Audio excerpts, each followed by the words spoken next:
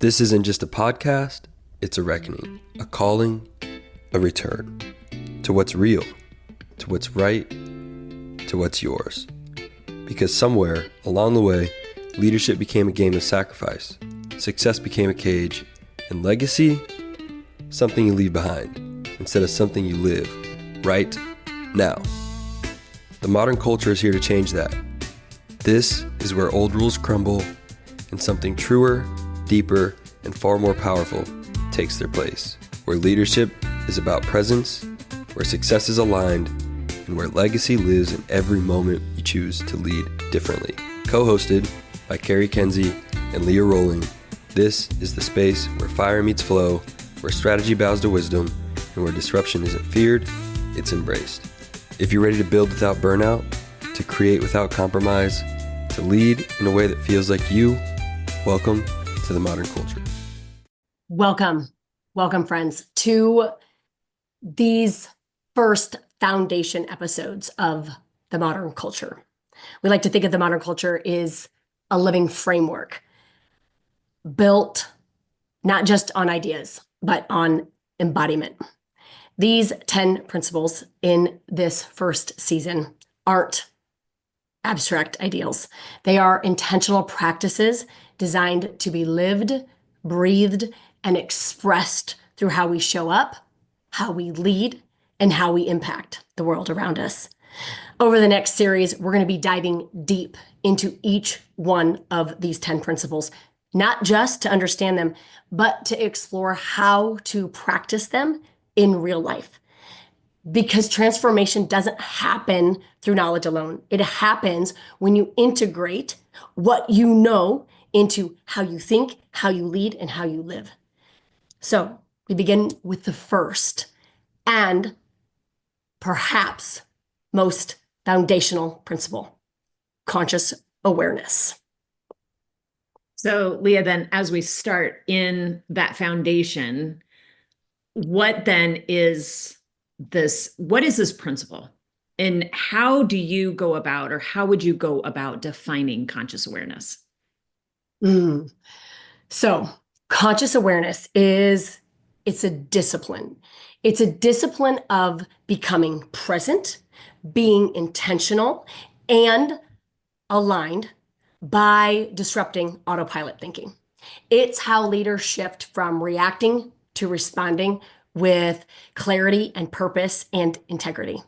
And by recognizing these internal patterns and directing attention, right, they get to reclaim the power that they've always had to choose to embody the truth and learn how to think in a way that helps them shape the way that they lead. So what isn't it then? I mean, you talked about what it is, but what is not? So if conscious awareness is like a radical discipline, right, in disrupting your default settings, what it's not is self-help jargon that you slap on a quote. That's what it's not.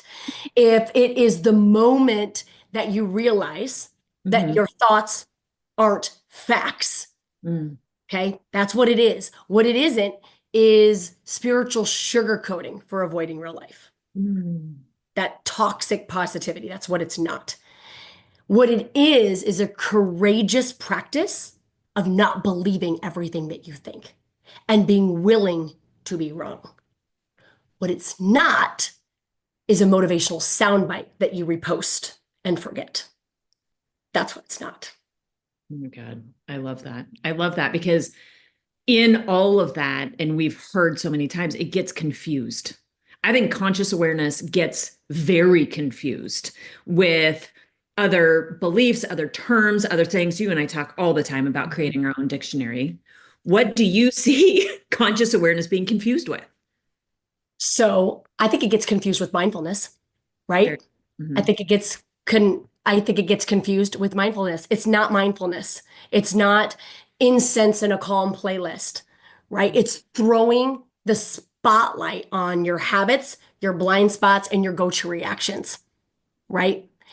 Instead of refusing and pretending that you don't see them or just being confused by them. It's not hyperproductivity in disguise. Okay. And it's not being emotionally polished. It's messy. It's raw, right? It's the moment you pause mid-pattern, as we do, and say, damn, that's on me. That's me. And I can choose differently. And this is on me. There's a responsibility in here for me. I just have to be aware enough to see it. Right. Yeah. Well, you are our science girl. You are our researcher. We joke about this all the time. You're the framework, you're the researcher, you dive into all the science behind type of things. What is the science behind this?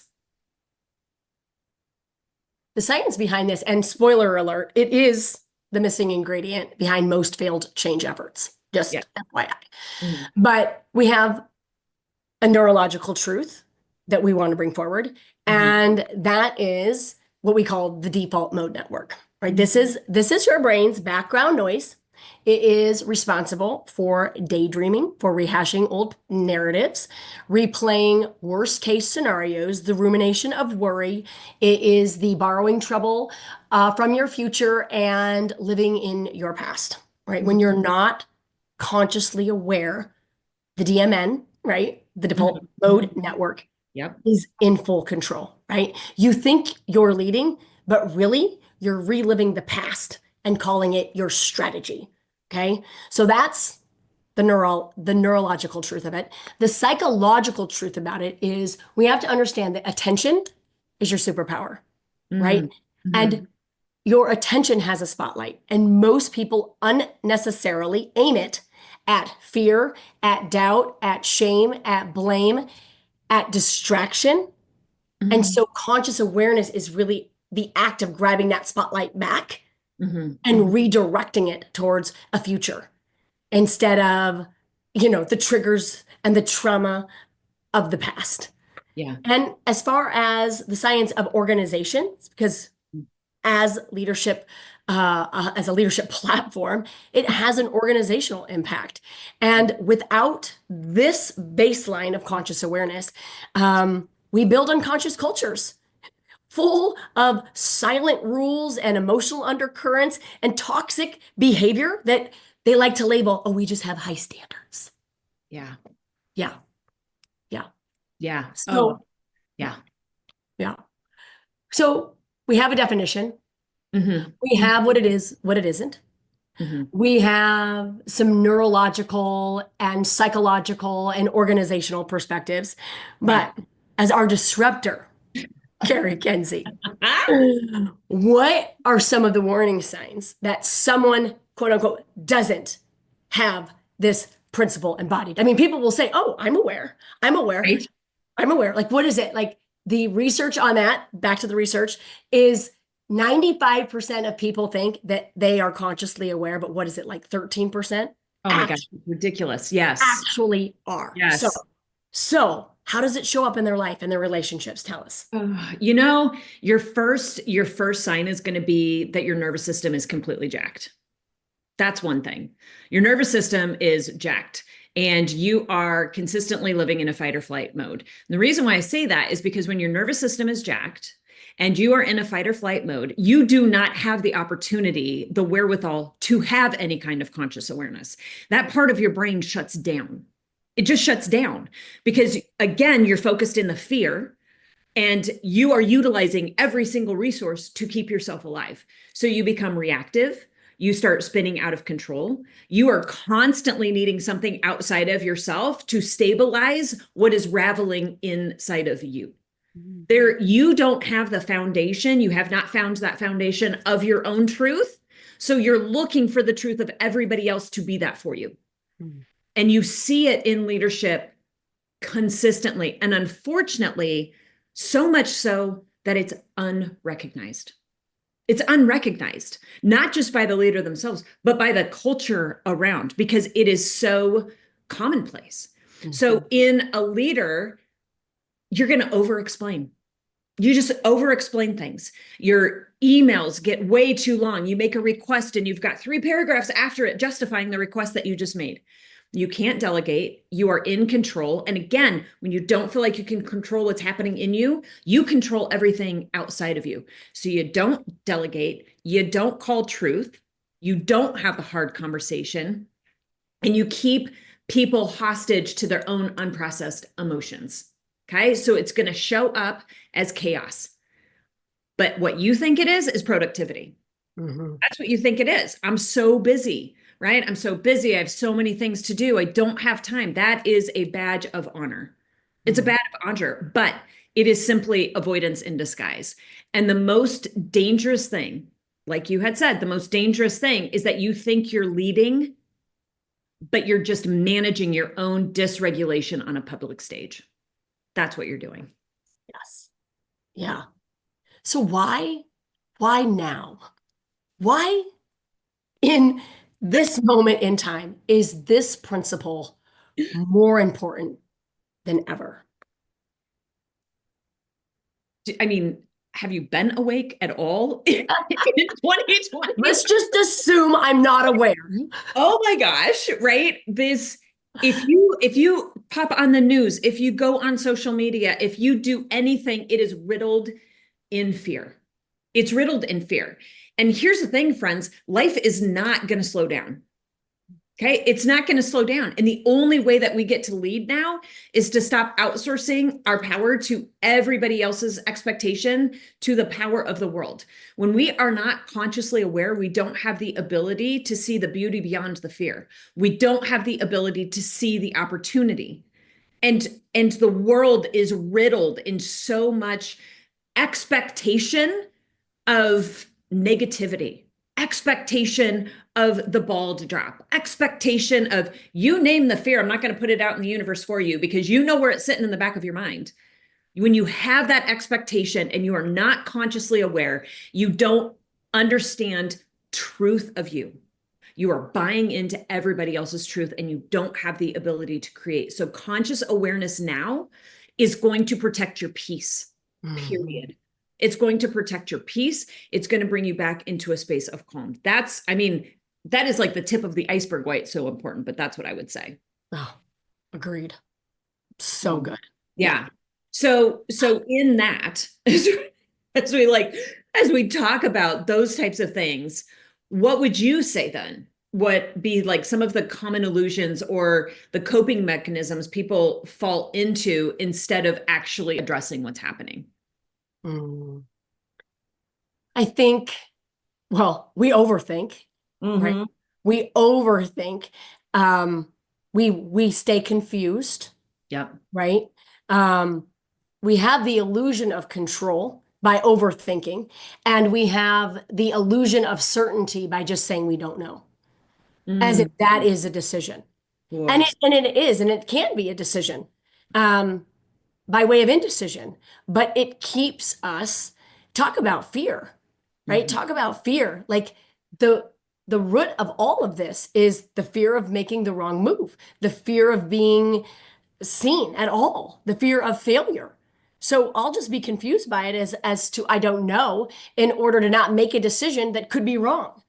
The other thing that I see is lots of numbing out. Yes. Right? Lots of scrolling, lots of like overdoing by overeating, over binging, over scrolling, over drinking, over all of that. And in order to not be here. Yeah. In order to not give ourselves this presence. Right? And so we do. I mean, we numb out to avoid the discomfort of misalignment. We avoid the discomfort and we don't see it as the gift that it is. And so we discount it and we think that there's something gone wrong because we haven't gotten comfortable being uncomfortable.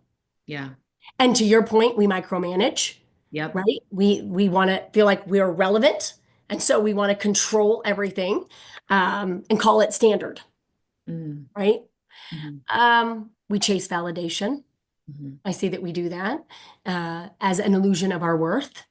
And we, in that chasing validation, we completely disconnect from who it is that we are, because we forget that we are our validators. We're the only validators that are required. And we stay busy. It's the illusion of progress. We stay overwhelmed like a badge of honor, like you mentioned. All so that we can keep feeding the fear. We become addicted to it. Yeah. So I mean, that's what I would say. That's what I would say about that. Yeah. Yeah. Yeah. I 100% agree. And, this behavior, like what you're talking about, right? What it does and what it's doing for them is so outside of what their expectation or what they feel like it's doing for them. Right. So I think that just leads perfectly into this little segue of giving them something to do. Right. What is this doing for that? It's giving them something to do. It gives them something to grip onto. Right. It actually makes them feel like they're in control of something. And it excuses away the silence, which is fascinating. This is fascinating to me, because when we sit and we think that the numbing out and the overthinking and the micromanaging and all of that busyness, right? You think that when we get to some spaces, it's like, I just need a break. So I'm going to sit and I'm going to Netflix, or I'm going to binge, or I'm going to do this, right? Because I have to numb it out. But all you're doing is you're escaping a silence that you are so longing for. Have we ever thought about that? Right? When you get to the end of the day, I know this is sorry. But when we think about that, it's like you've been going and you've been doing all day long, and you think, I just need a moment of peace. And so you sit in front of the television, or you sit in front of doing something. You are micromanaging, you are acting, you are distracting, right? All in the illusion of control, all in the search of the silence that you are actually negating yourself of. Because we don't want the silence. We don't actually want the silence that we long for, which is why the busyness and the micromanaging and the overconsuming have become an addiction. Yes. Because in that silence, you might be exposed. Not outwardly, but inwardly. We don't want that kind of exposure, because exposure is dangerous. But what if that exposure, what if that silence was actually the portal back to your power? And what if in holding it all together is doing nothing but holding you back? Those would be the questions that I would ask. Because where you find the behavior is benefiting you and providing you with the silence, it is doing everything in the opposite for what it is that you look for. So Leah, talk to us about this, because you are like the queen of metaphors and stories, and you always have some beautiful little like packagey thing that you can wrap up for us. When you're like, think about it this way. What would you say to this? What would you say to conscious awareness, or like what we've been navigating through? So there is a metaphor that I didn't even know about, but that our brilliant marketing gentleman brought forward. And I had to like do some recon, because I had to like do some investigation about this. And it was fascinating. So I'm super excited. Yes. But it is a metaphor around a thermostat versus a thermometer. And if you think about it, it makes such good sense. So talk about thermometer leaders, okay? If you think about a thermometer, it measures the temperature of the environment. That's it. That's it. It reflects, it reports, it reacts. Okay? So thermometer leaders, they are very reaction driven. They're externally wired. Okay? They are the opposite of what we're bringing forward in this principle, right? They mirror the chaos, the doubt, or the urgency around them. They absorb the energy of the room, just like a thermometer does, right? They lead from circumstances, not from any sort of intention. They are emotionally hijacked by pressure, by performance, and by perception, and probably perfectionism. Okay. They think, how do I keep up? Instead of, what do I want to create? Thermostat leaders, on the other hand, right? And you think about a thermostat, it sets the temperature, right? It lets it go up, it lets it goes down. There's some flexibility there, but it's going to bring it back to the middle. It's going to bring it back to the climate that is set, and it recalibrates the environment to match its intention, to match the intention of the homeowner that puts it at a certain temperature, right? And so these kind of leaders, they cultivate self-awareness first. Then they shape the team dynamics from that state, right? They look internally first as opposed to delegating responsibility outwardly. They own it all. And they shift the energy instead of absorbing it and instead of blaming it. And so I love that he brought all of that forward. So the question then is, are you being a thermostat leader or are you being a thermometer leader? And the difference is huge. It's huge. And so what's the cost then? If we are operating from that reaction mode, that lack of kind of responsibility and that massive amount of control. What's the real cost of ignoring this principle in our life and in our leadership? How much time do we have? I know, right? Boy, the cost of this. You're going to build a house of cards. Period. Because one gust of misalignment and the entire thing is going to fall down. As a leader, as a human, you're going to attract the wrong people. I was sitting in an event earlier this week, and she talked about the energy that you attract by the energy that you are, which you and I know very deeply, right? But it is in that misalignment, in that inability of conscious awareness, in that hijacked nervous system and the fear that you're feeling, this is what you get to attract, people. And you attract the wrong people, the wrong relationship, the wrong employee. And then you say yes to all the wrong stuff. And you end up resenting the very thing that you were supposed to love. That's like that house of cards. But here's the other thing that happens. People don't trust you. Culture is not going to trust you. And it's not because you're bad. And you could be this amazing giving person. But here's the thing. They feel your presence more than they feel your actions. And your presence doesn't feel safe. When you're leading from a place of fear, you don't feel safe, which I go back to early conversation. When we are leading from that place, which quite honestly, too many of us are, people aren't even sensing it because it becomes such a natural state of being. And that to me breaks my heart. People don't feel safe. And if you are unstable internally, your team is going to feel it instinctively. They just won't be able to put their finger on it. Okay. So this is a slow erosion, this right here. And one day, you want to know what's going to happen? You're going to wake up in a success that doesn't even feel like it's yours. That's so, yeah. I love the house of cards analogy, right? Because it will crumble, right? Yeah. It's built on trust.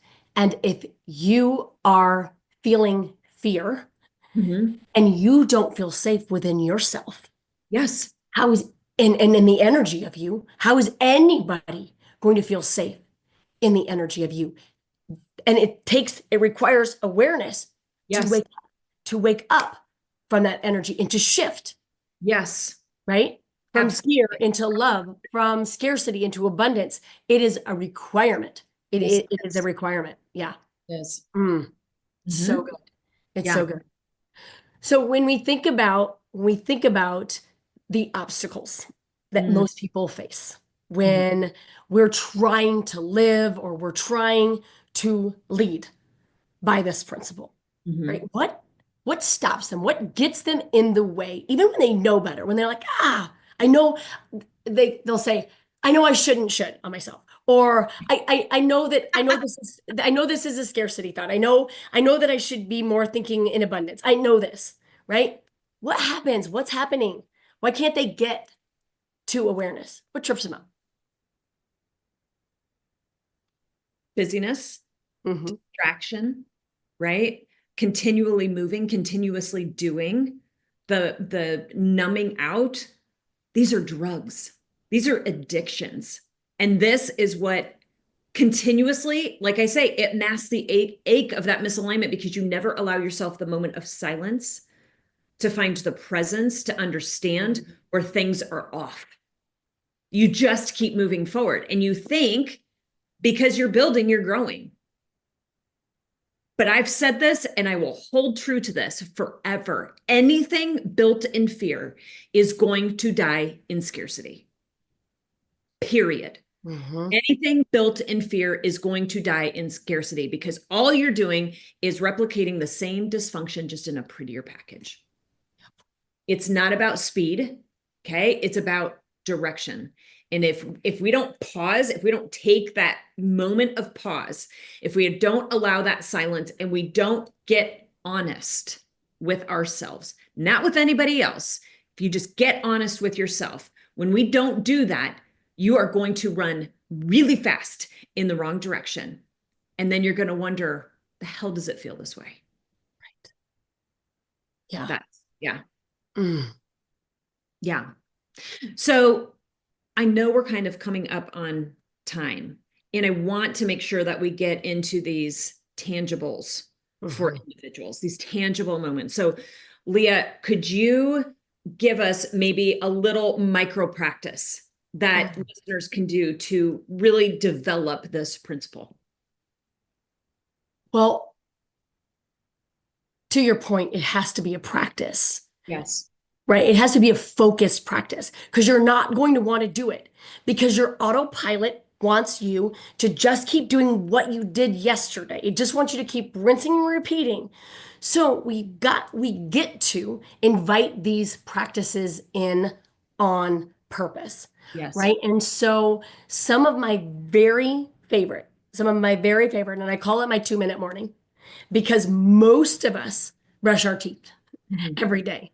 And so in that moment, when we're brushing our teeth, instead of trying to figure out what socks you're going to wear, instead of trying to wipe down your counters, instead of trying to figure out your outfit, can you, as you're brushing your teeth, think about what you're thinking about? Become aware of your thoughts. Become aware of the energy that you're going to bring forward in the day. Just allow yourself the space to really think about what it is that you think. What is it that you feel, right? What are your thoughts in a loop around? Are they fear-based? Are they in all of the ways that your life is going to be amazing and brilliant, right? Where are these emotions? Are they mine or are they somebody else's? Really get in tune, come back to center in that moment. And then you end the day the same way. If there was time, I would reveal so many more, but that is a practice and it's a beautiful habit because you just stack it on something that you already do. Yeah. But try to do it for 2 minutes. It will be the longest 2 minutes. If you haven't done this before, it'll be the longest 2 minutes ever. Yeah. Yeah. Yes. That's what I would say between now and next week, when we dive into the next principle, when we tap into principle 2, that is our challenge to you every day to take a pause, every day to take that 2 minutes, have an awareness around the thoughts that are running and take a pause before you say yes.